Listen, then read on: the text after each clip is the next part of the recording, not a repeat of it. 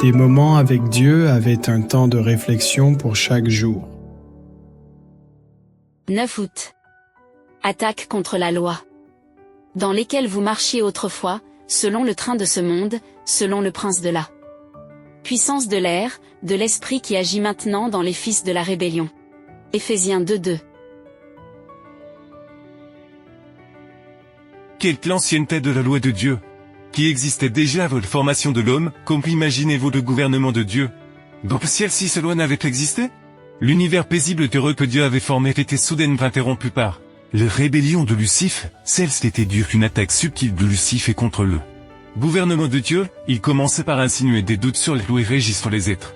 Céleste suggère un peu bien que des lois puissent être nécessaires pour les habitants des autres mondes, les anges étant plus élevés n'avaient pas besoin de telles restrictions, car leur propre sagesse suffisait à les guider. Lucifer leur a dit qu'ils étaient des êtres saints, qu'il leur était impossible de déshonorer Dieu, qu'ils étaient des êtres pour lesquels l'erreur n'était pas possible. Peu plus que pour Dieu, il les a ainsi amenés à se méfier de des lois qui régissaient le ciel. Il fait croire aux anges que Dieu s'était trompé et leur impose une loi. Lucifer avait faussement présenté les desseins de Dieu. Il les a déformés et mal interprétés afin de provoquer des dissensions et des mécontentements. Il avait astucieusement incité ses auditeurs à exprimer leurs sentiments, puis, lorsque cela convenait à ses intérêts, il avait répété ses déclarations comme preuve que les anges n'étaient pas tout à fait en harmonie avec le gouvernement de Dieu.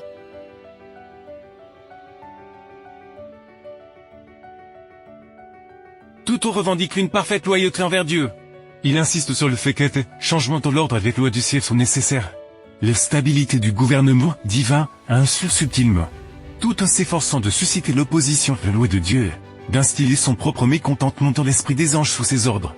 Lucifer s'est vanté de son désir d'éliminer le mécontentement et de réconcilier des anges, mais contre avec l'ordre du ciel. Son but n'a pas été discerné et des millions de personnes ont suivi dans leur mécontentement.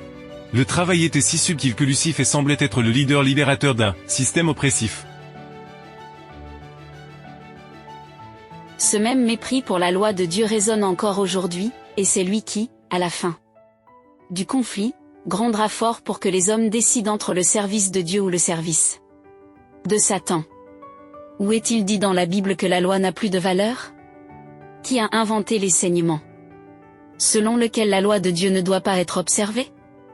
Cela vient certainement de Satan. La loi de Dieu est éternelle.